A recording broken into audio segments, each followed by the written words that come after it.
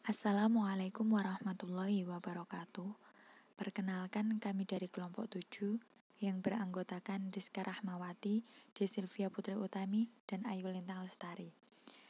Jadi kami akan mempresentasikan materi kita mengenai kekuasaan mutlak serta kekuasaan relatif pengadilan agama dan mahkamah syariah. Berikut materi yang akan kami sampaikan. Yang pertama yaitu mengenai kekuasaan absolut atau kekuasaan mutlak peradilan agama.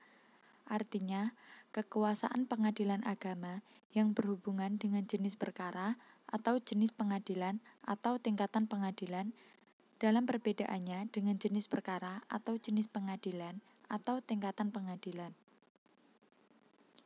Kewenangan peradilan agama memeriksa, memutus, dan menyelesaikan bidang perdata dimaksud. Sekaligus dikaitkan dengan asas personalita keislaman, yakni yang dapat ditundukkan ke dalam kekuasaan lingkungan peradilan agama, hanya mereka yang beragama Islam.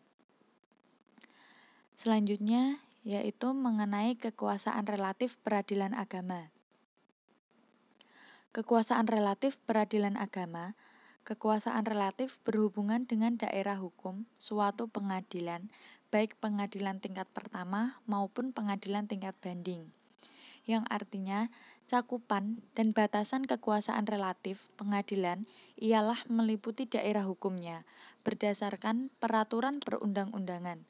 Kekuasaan relatif diartikan sebagai kekuasaan pengadilan yang satu jenis dan satu tingkatan dalam perbedaannya dengan kekuasaan pengadilan yang sama jenis dan sama tingkatan lainnya.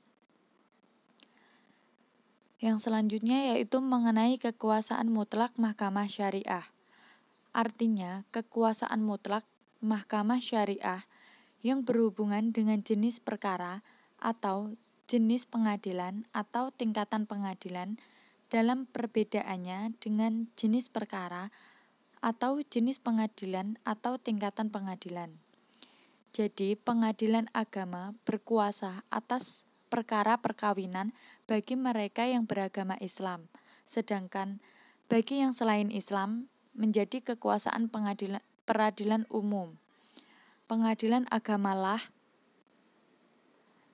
yang berkuasa memeriksa dan mengadili perkara dalam tingkat pertama. Tidak boleh langsung berperkara di pengadilan tinggi agama atau mahkamah agung. Dibanding dari pengadilan agama, diajukan pengadilan tinggi agama tidak boleh diajukan ke pengadilan tinggi. Yang selanjutnya mengenai kekuasaan relatif mahkamah syariah.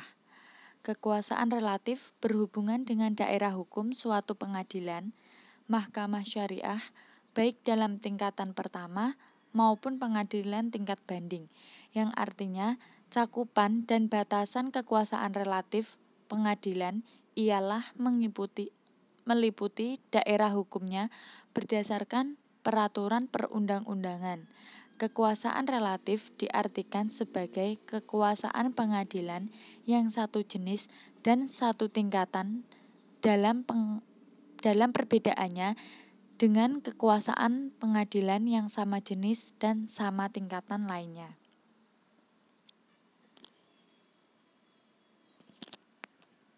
Yang selanjutnya mengenai pihak-pihak berperkara dalam peradilan agama dan atau mahkamah syariah. Adapun pihak-pihak yang berperkara dalam peradilan agama ataupun mahkamah syariah yaitu penggugat dan tergugat. Penggugat ialah pihak yang memulai gugatan di depan pengadilan dengan melakukannya penggugat mencari upaya hukum. Yang kedua yaitu tergugat.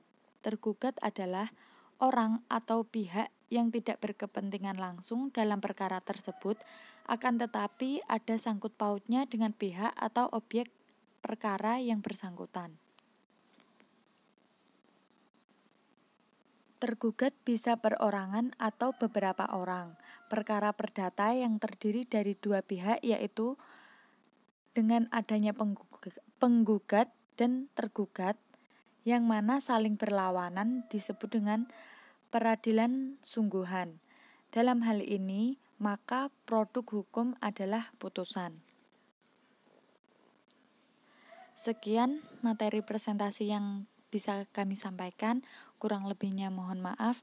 Akhirul kalam, wassalamualaikum warahmatullahi wabarakatuh.